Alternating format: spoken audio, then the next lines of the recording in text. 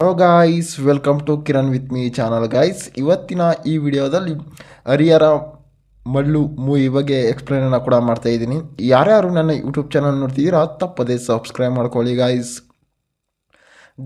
ಈ ಹರಿಹರ ವೀರಮಲ್ಲು ಮೂವಿಯಲ್ಲಿ ಯಾವ ಯಾವ ಹೀರೋಗಳು ನಟಿಸಿದ್ದಾರೆ ಮತ್ತು ಈ ಮೂವಿಯ ಸ್ಟೋರಿ ಹೆಂಗಿದೆ ಮತ್ತು ಈ ಮೂವಿಯ ಸ್ಟಾರ್ ರೇಟಿಂಗ್ ಹೆಂಗಿರಿದೆ ಮತ್ತು ಈ ಮೂವಿಯು ಯಾವ ವರ್ಷದಲ್ಲಿ ತೆರೆಗೊಂಡಿದೆ ಮತ್ತು ಈ ಮೂವಿಯ ಸಾಂಗ್ಸ್ಗಳು ಹೆಂಗಿದೆ ಅಂತ ಕೂಡ ಈ ವಿಡಿಯೋದಲ್ಲಿ ನೋಡೋಣ ಗೈಸ್. ಈ ಹರಿಹರ ವೀರಮಲ್ಲು ಮೂವಿಯು 2025ರಲ್ಲಿ ತೆರೆಗೊಂಡಿದೆ.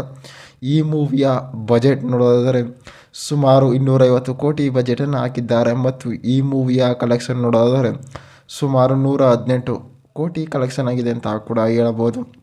ಮತ್ತು ಈ ಮೂವಿಯ ಸ್ಟಾರ್ ರೇಟಿಂಗ್ ನೋಡೋದಾದರೆ ಸುಮಾರು 4 ಸ್ಟಾರ್ ರೇಟಿಂಗನ್ನು ಕೂಡ ಕೊಟ್ಟಿದ್ದಾರೆ ಅಂತಲೂ ಕೂಡ ಹೇಳ್ಬೋದು.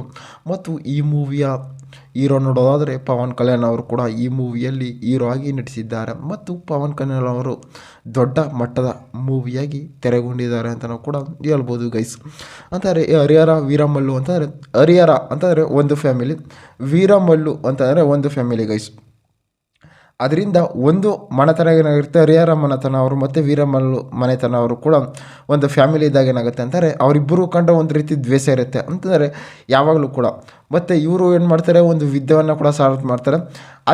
ಅಚೇರಿಯಿಂದ ಒಂದು ಸೈನಿಕ ಕೂಡ ಬರ್ತಾರೆ. ಆ ಸೈನಿಕ ಕೂಡ ಬಂದಾಗ ಏನಾಗುತ್ತೆ, ಇವರ ವ್ಯಾಪಾರಿಗಳು ಅಂತಂದರೆ ಆಗಿನ ಕಾಲದಲ್ಲಿ ಸರ್ಕಲ್ ಯಾವ ರೀತಿ ಸಾಗಾಣಿಕೆ ಮಾಡ್ತಿರ್ತಾರೆ ಮತ್ತು ಸರ್ಕಲ್ನ ಕೂಡ ಯಾವ ರೀತಿ ಇರ್ತಾರೆ ಅಂತ ಕೂಡ ಹರಿಹರ ಅವರ ಫ್ಯಾಮಿಲಿ ಅವರು ಕೂಡ ನೋಡ್ತಾ ಇರ್ತಾರೆ. ಹರಿಹರ ಫ್ಯಾಮಿಲಿಯಲ್ಲಿ ಪವನ್ ಕಲ್ಯಾಣ್ ಅವರು ಕೂಡ ಒಂದು ಆಡಳಿತವನ್ನು ಕೂಡ ಇಟ್ಕೊಂಡಿರ್ತಾರೆ.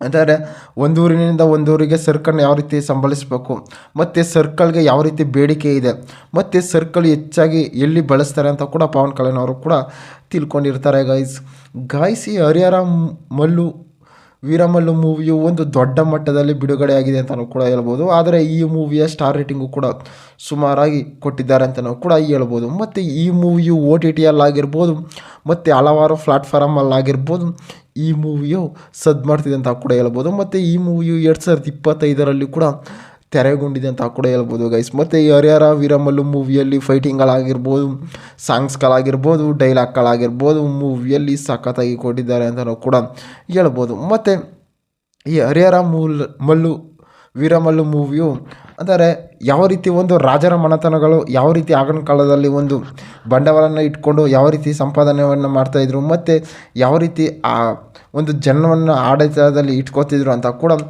ಈ ಮೂವಿಯಲ್ಲಿ ತೋರಿಸಿದ್ದಾರೆ ಗಾಯ್ಸ್. ಈ ಹರಿಹರ ಮಲ್ಲು ಮೂವಿಯು ಒಂದು ಫ್ಯಾಮಿಲಿ ಎಂಟರ್ಟೈನ್ಮೆಂಟ್ ಮೂವಿಯಾಗಿ, ಒಂದು ಥ್ರಿಲ್ಲಿಂಗ್ ಮೂವಿಯಾಗಿ ತೆರೆಗೊಂಡಿದೆ ಅಂತ ಕೂಡ ಹೇಳ್ಬೋದು ಗಾಯ್ಸ್. ಇದೇ ರೀತಿ ಮೂವಿ ಅಪ್ಡೇಟ್ಗಾಗಿ ಕಿರಣ್ ವಿತ್ ಮೀ ಚಾನಲ್ನ ಸಬ್ಸ್ಕ್ರೈಬ್ ಮಾಡ್ಕೊಳ್ಳಿ ಗಾಯ್ಸ್.